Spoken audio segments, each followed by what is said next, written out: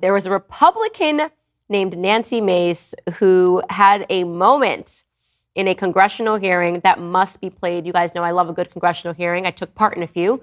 And it's all a farce now.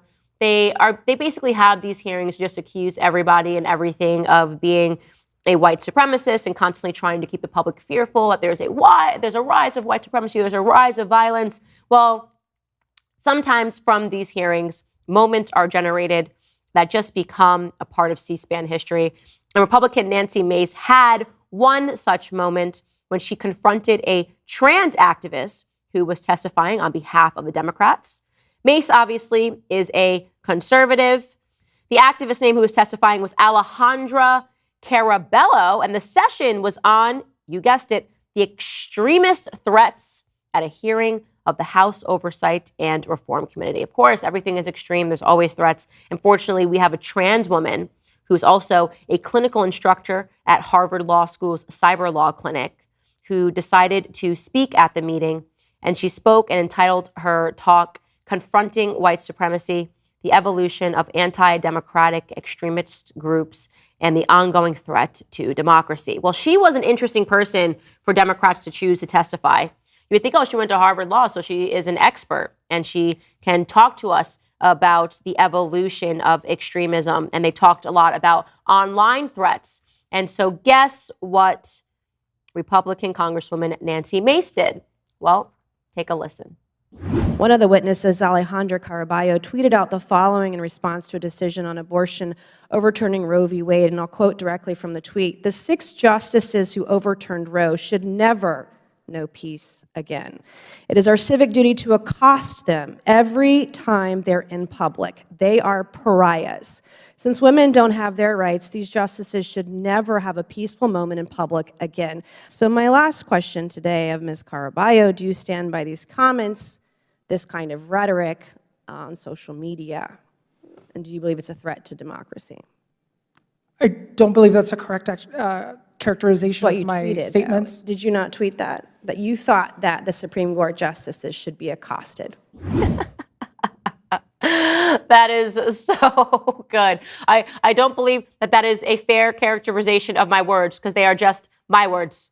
Those are my words. I tweeted that. And then, of course, before this hearing, she deleted all of those tweets. But of course, somebody who was working in Nancy's office clearly recognized that she had done that and pulled it up using probably the Wayback Machine. You can't really delete stuff on the internet, guys. Don't believe that you can just delete it and it magically goes away. They pull it up and she has this moment, and then it tries to accuse her of, like, that's not a fair characterization of my words. You can't just use my words, my literal actual words that I tweeted against me. And by the way, guys, we know this to be true. There is nobody that is more that is more violent than the leftist extremists. When we talk about Antifa, we talk about the things that they did. When we talk about the BLM riots, we are talking about people of the extreme left that believe that if they do not get what they want, then violence is called for. Violence is totally fine. So she's sitting here testifying that, oh my gosh, this rise of extremism is happening is in large part due to people online that are being incited. And then she is then saying to her followers on Twitter, yeah, give no peace to anybody until we get exactly what we want. Chase down these Supreme Court justices. A sick, sick, sick individual. All right, moving on, because this story is hilarious and it's an upbeat story, one that will make you laugh, and it's just happening in some part of the world. Well, if you live in Ohio and you're on the turnpike, you may see that a lot of the snowplows have unique names etched onto the side of them, and that is because they actually have a plow naming competition, an annual plow naming competition. This year, 8 plows were given names as part of the Turnpike's annual plow naming contest, And this year's winners, are you ready? You want to know what they named their plows? It's really good. It's really, really good. Control Salt Delete, Blizzard Wizard, Plow Chicka Plow Wow. That's great. You're Killing Me Squalls, The Big Leplowski, The Blizzard of Oz, genius, Ohio Thaw Enforcement, and Cleopatra. Just so you know, the contest, which launched in October, also coincided with Ohio Turnpike's snow and ice safety inspection of snowplow trucks and equipment. Last year's winners were, ready?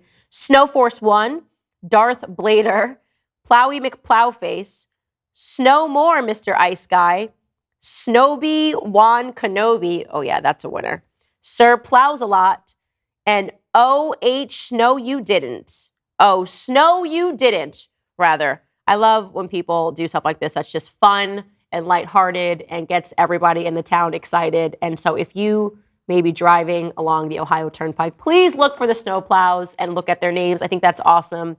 And that should be applied everywhere, at least everywhere that there is snow in the United States. All right, guys, you know that I look at your comments, and I see that a lot of you guys are frustrated. You're like, Candace, why can't you read the comments as a part of the main show? Why is it just 30 minutes? Matt Walsh does a whole hour. Well, I'm sorry, guys. I just have so much to say during the show that by the time I realize that I'm getting into your comments, I'm like, oop, time's up. And the rest of it is behind the paywall. I'm not trying to trick you. That's why some days it's in front and some days it's after. Rather than being mad at me, why don't you just actually go and subscribe to Daily Wire Plus by using the link in the description right now.